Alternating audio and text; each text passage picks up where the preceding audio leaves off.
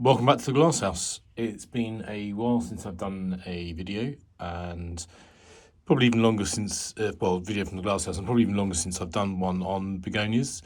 I think one of the begonia ones I did has been my most popular video, with hundreds, if not thousands of views, surprisingly. Begonias really are the group of plants that keep on giving, and it's probably, definitely my largest collection of plants. I'm far from being an expert in both naming and growing, but I do enjoy having and I enjoy looking at them. And this video will share some of those highlights with you.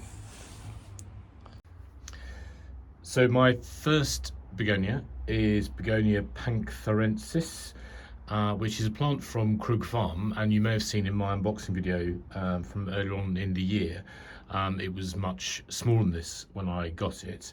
It's a species begonia, and according to the Krug Farm Plants website, it was identified as Begonia skimiensis, but now, and I think it means it's like a different species or a separate species from skimiensis, or has been renamed, I'm not sure.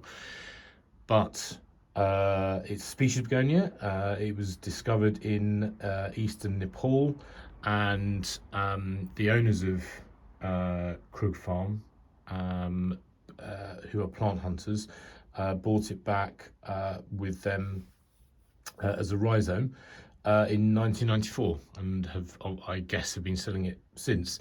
That's the techie expert bit from the website. I like it because it's unusual.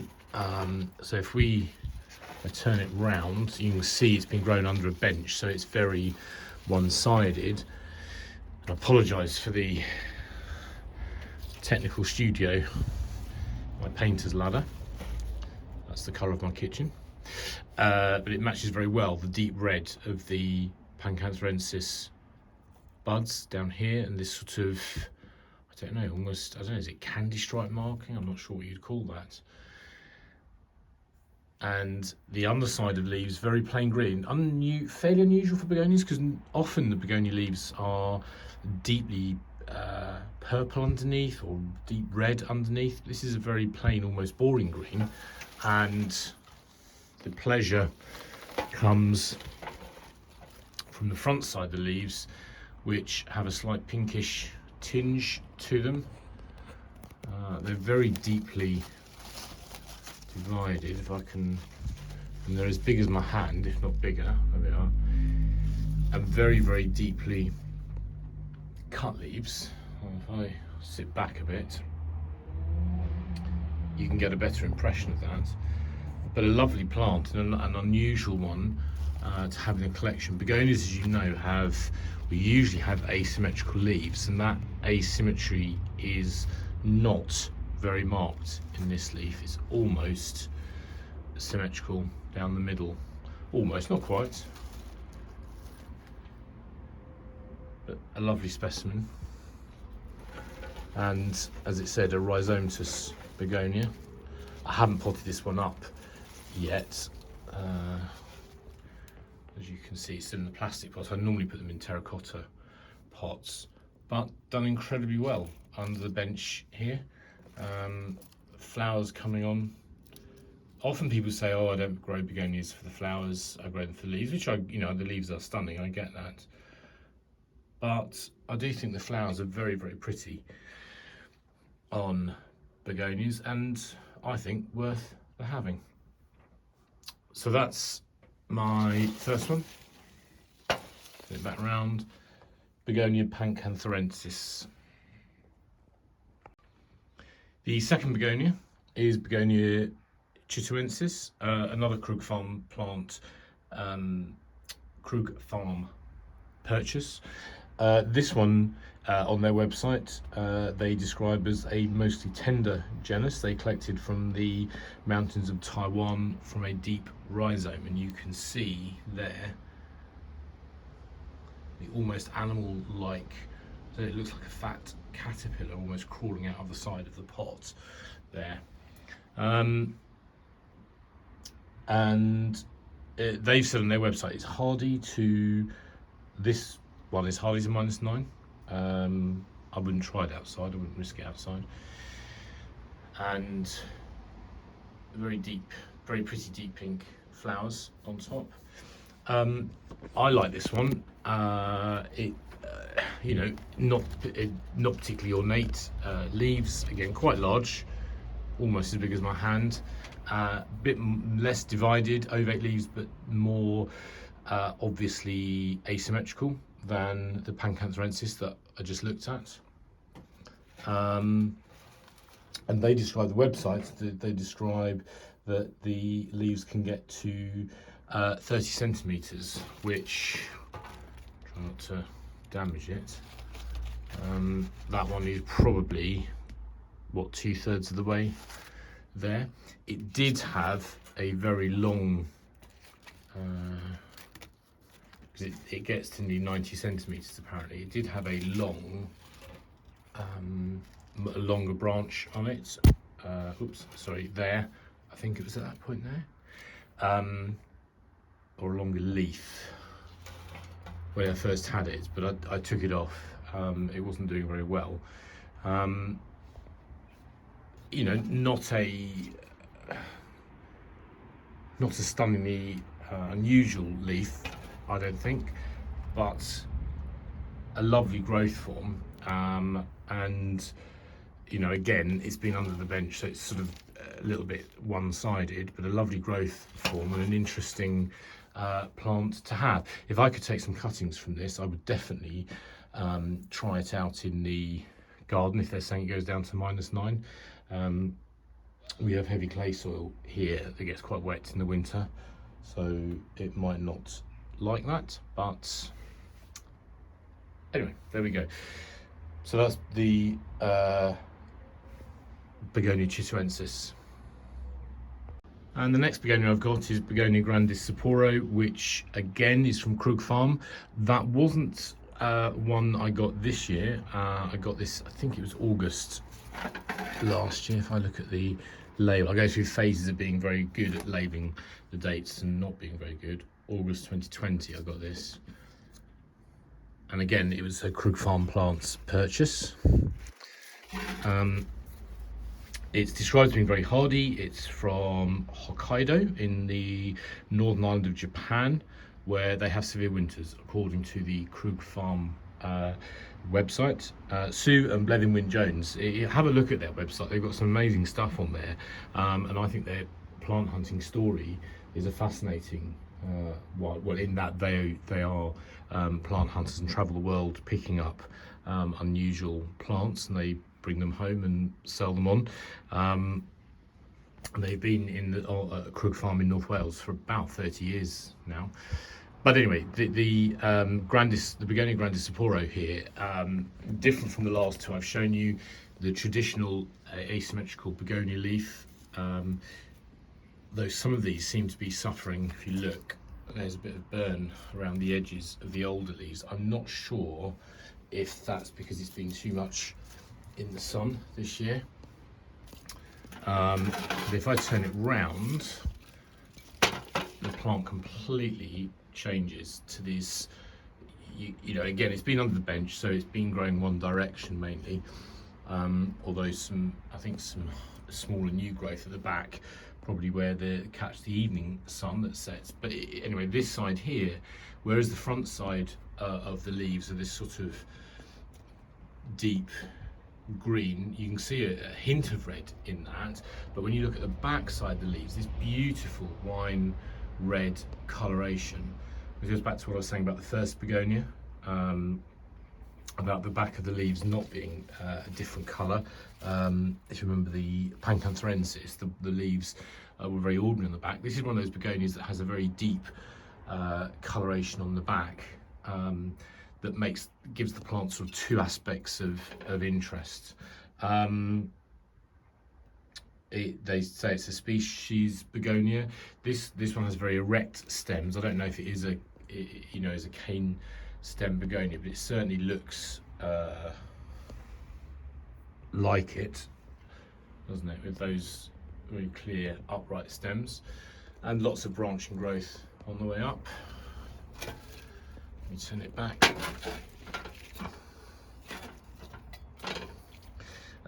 Pink, it has pink flowers that obviously open in the summer, but they, and it produces bulbils at the internodes in the autumn. So I may be able to propagate from those, although I haven't got a lot of space at the moment for plant propagation, you know, for more plants, but something in the future, you know, I might well do. But yeah, lovely species Begonia. So the next plant is Begonia taliensis. Again, another Krug Farm purchase. Similar to the panchtharensis one, not a lot of asymmetry in the leaves, almost, if not quite, symmetrical in shape. But unlike the panchtharensis, this has more interest in the leaf markings, very variegated, with a green edge and a sort of a shiny silver patches and black patches. Reminds me, is it Little Brother Montgomery? I can't remember. There's another begonia, a hybrid begonia that has Marmaduke, am I thinking? I can't remember. That has sort of markings, sort of like this on the leaves. Not maybe the same colour, but or all the same colours, but certainly these markings on the leaves. And this is a Chinese species begonia, and according to Krug Farm website, it's proven to be hardy in sheltered woodland conditions under trials in the Pacific Northwest of the USA. Again, not one I'd risk outside here, but definitely good for overwintering the glass house. And if it's, you know, the leaves, it might be deciduous, the leaves die back as it gets colder and the winter, the autumn progresses. But we will see. But no, a lovely plant. I haven't potted this up. This had been one I got earlier this year, and life and work have been incredibly busy, and I haven't had time perhaps to give these begonias as much attention as I would have done. But I do want to pot this up into a bigger pot. So as usual, let's take a look at the back of the leaf. More interesting, or not more interesting, but different interest to the front.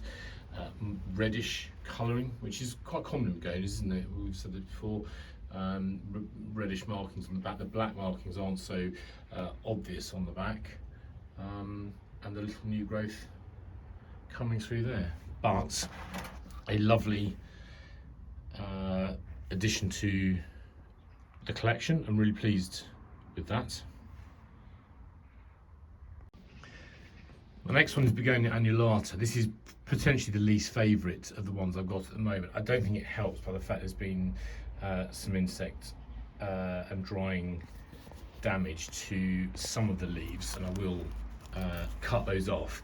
I didn't want to cut them off too soon because obviously part of the leaf is still providing sustenance for the plant, and that's probably the biggest leaf, and there's a couple more here with the damage on, and maybe that's sort of putting me off. It's not my most favourite leaf, not my favourite begonia. The leaves are a little bit, I don't know, cabbagey like, markings not that strong, with the addition that it's quite hairy.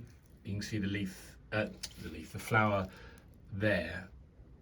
It really is only remarkable for its hairiness, and hairy plants are not a favourite of mine.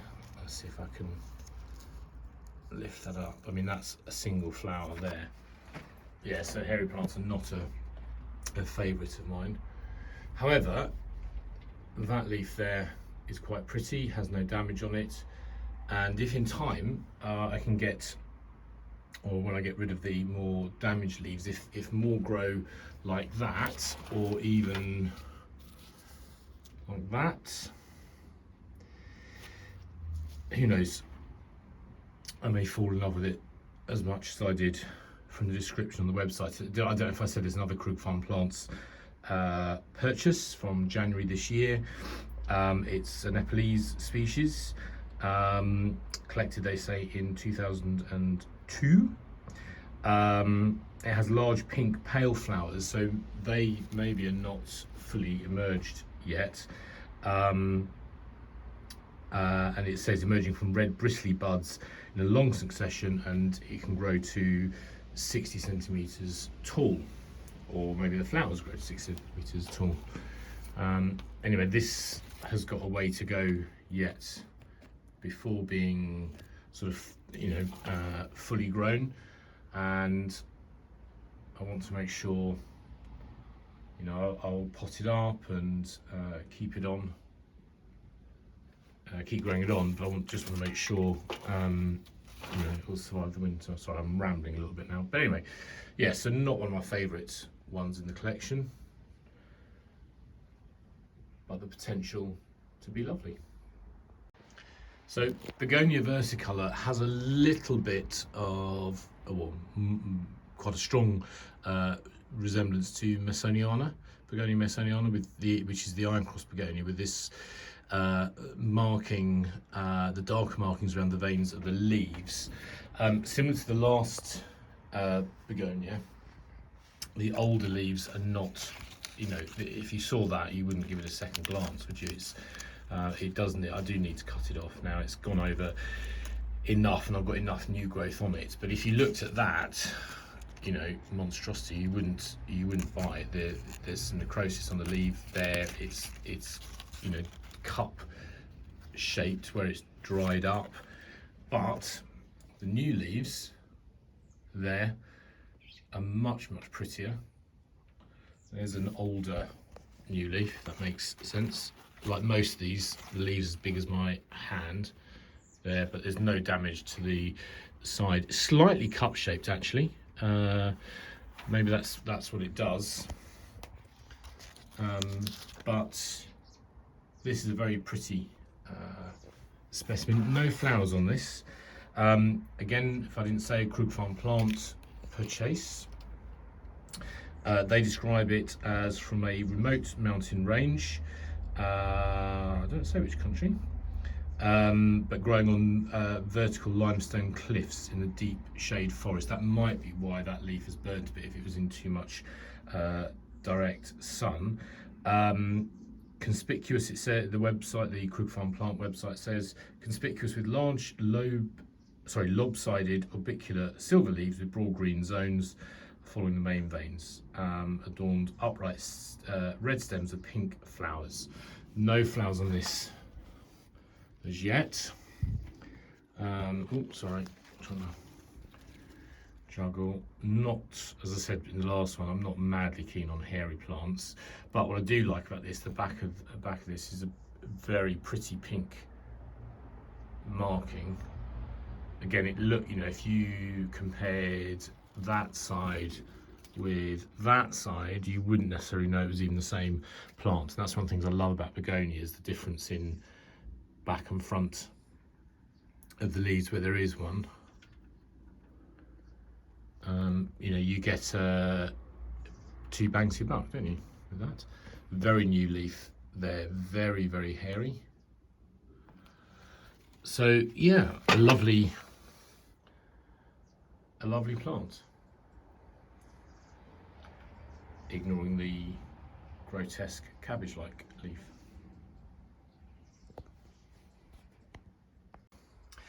My next begonia is one maybe more familiar to you, the Begonia mettalica, and this is not a Krug Farm plant purchase, although I think it has, which is probably a bulbil from another begonia growing in the pot there. I don't know which one that would be. It would be one that was the begonia growing beside it, that dropped a bulbil into the soil, which has now grown. But mettalica has the very traditional asymmetrical leaves. I don't know whether people grow this for the flowers or the leaves. I love the flowers on it. This was a bit of a, it's quite big now, it's probably, I'm zooming right out, you can see my cup of tea there, I'm sort of pulling right back, it's probably about 2 to 3 foot high now. Was a bit of a sorry specimen when I got it a long while ago. It's sat underneath the bench and sort of quietly done its thing.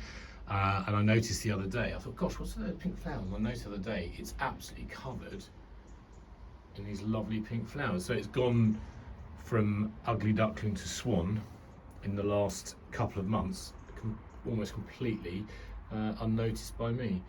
But I love this mettalica. I don't know if I said this wasn't a Krug Farm plant purchase. I don't know where I got it from. But it's almost a shrub-like species. It comes from Brazil, apparently, and yeah, has an upright growth habit. Very woody stem. I need to pot it up because the height of it now means it won't stand up in that pot unaided, sadly. But yeah, I'm really pleased with the way that's looking now. So Begonia mettalica. This is another one I believe produces bulbils that drop off, or you can take off and form new plants with. So in time I might do some propagations of this, but as I said before, I don't have a lot of indoor space at the moment. There we go. Oh, another bit of disaster moving it. There, it had that branch on that fell off, that sort of self-pruned, sadly. Anyway, Begonia mettalica.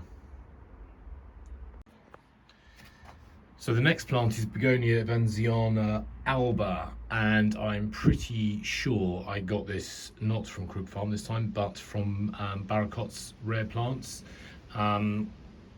which, now I think about it, is where I think I got the Begonia mettalica from.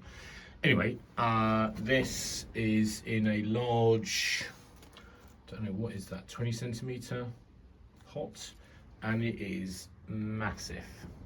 It's been growing under the bench, so it might be slightly more leggy than it would be if it was in brighter sun, but with one exception, there's a lot of leaf damage to that leaf, which is quite an old one. The leaves are really good, nice and green, with beautiful pink, well, deep red really, veining on the back. If I can go in, no flowers on it yet. Oh, I lie, sorry, there we go. Typical begonia flowers, light pink, yellow stamen in the middle. I'm trying to make it not look like I squashed it onto the step ladder for purposes of filming, but yeah, a lovely plant. Many of the begonias, you know, I've got them in the glass house. Over the summer they could easily be moved outside, but we don't have a lot of shade in the garden, and so they tend to spend their time under the bench in the glass house, which means I don't really get to sort of see and appreciate them as much as I would like. From the front, yeah, there we are, better picture there. But yeah, from the front, a sort of fairly normal or plain green leaf, darker veins. As with other begonias, it's the back almost where the detail and the beauty is. But one of my favourites, and a really good doer. I think this came back. It's quite strongly. What's the word? It's got, you know, quite strong stems on it, but it came back from nothing. It died back over winter. Yeah, died back over winter. You can see there. I'll zoom in. Last year's growth that was cut back. So everything you see here has grown sort of since April this year. One of my older begonias, are one of my longest standing ones in the collection, but also one of my favourites. So moving away from the species begonias that I've got from Krug Farm and from Barracot's plants. Moving on to, I guess they're hybrids. As I said at the start of the video, I'm not an expert. But this is Begonia down home from Dibley's. And again, you can see very, very asymmetrical leaf pattern with beautiful silver markings and lovely deep red flowers that match the back of the leaves. If I can get one that I can turn around. Sorry, I was spray painting something yesterday. I've still got green paint, I can't get off my fingers. Yeah, the deep red backs to the leaves. Like with most of my other begonias grown under the bench, it's kind of got quite one-sided, but it does at least give you an opportunity to view better. Where are we? Get a view from the back to see the reddy brown colourings on the leaves and the very pretty flowers. So that's Begonia down home.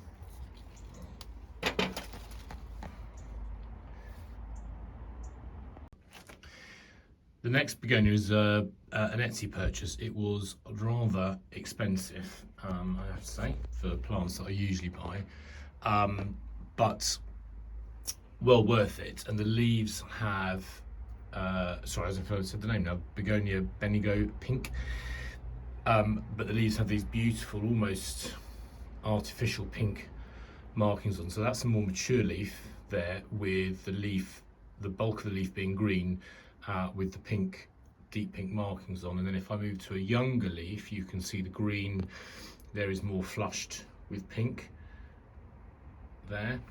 But if I turn it, there's quite a variety in leaves. So here, the spots aren't pink at all, they're silver.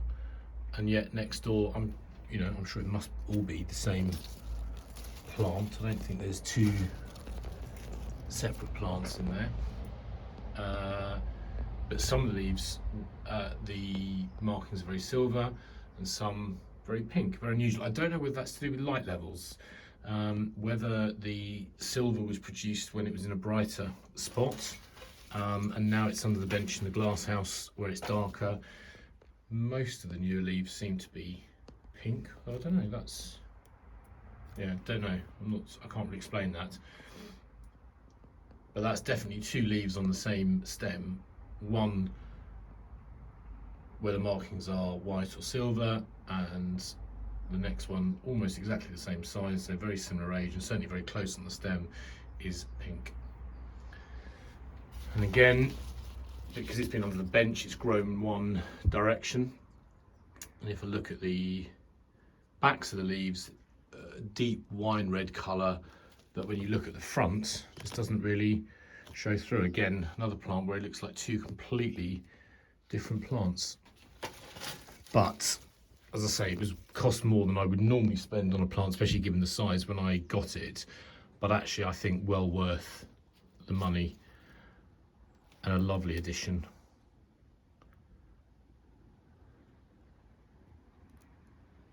So the next one, Begonia odeteiantha, I think, Venezuelan form, no idea what that means. This is a Dibley's purchase. I don't know whether the form I'm growing it in is wrong, but it's very, very, I mean, it's clearly not trailing because the stem is so woody. I think probably it should be a sort of a more upright than this, but it just seems to have taken that form. I've got a Lucerne at work that is obviously Lucerne is a cane begonia and grows upright, but mine is branching out left and right, and I wonder whether this is the same sort of thing. But I really love this. I don't know why I find it so charming. I mean, the leaves are plain green. Yes, they're distinct begonia shape. There's no markings on them. There's no markings under the leaves. They're quite fleshy. I don't think it's remarkable looking, yet I love it. And well, yes, I don't think it's not remarkable looking. It's a pain in the backside the way it's growing, yet I love it. Anyway, there we go. Begonia odeteiantha, Venezuelan form from Dibley's. Similar to the last one, in the sense this is a Dibley's begonia. I don't know if it's a species one or not. Begonia odorata alba.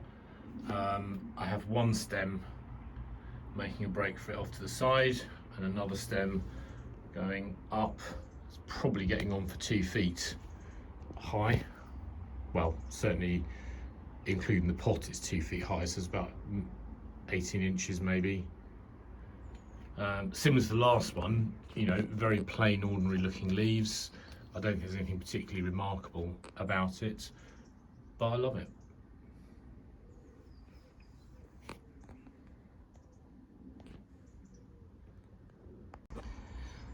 Well, I always say at this point in my videos, as I come to the end, if you've made it this far, thank you and well done. That's probably the majority of the begonias I have in the glass house. I've got loads more on my office windowsill at work. They were due to come back into the glass house when the weather warmed up, but unfortunately, partly because I bought other plants and these ones have grown, there isn't an awful lot of room in here, which is an understatement. As you can see, it's pretty packed. So yeah, they're staying in the office at the moment, which is fine. But anyway, thank you very much for watching. I hope you've enjoyed seeing some of my begonias, and I hope you've got something from it. If you are into begonias and want unusual things or unusual specimens, I can recommend looking at both Krug Farm plants and Barracot's nurseries. I don't get any gain financially or in any other way from promoting them. I just enjoy browsing their websites and buying things from them that are more unusual, and you know, well, especially on the Krug Farm website, where they tell a story of where they collected it from. It just sort of helps bring the plant to life. But anyway, if you have an interest in begonias, I would thoroughly recommend you visiting Barracot's rare plants and Krug Farm nurseries. Anyway, that's the end of the video. Have a wonderful day.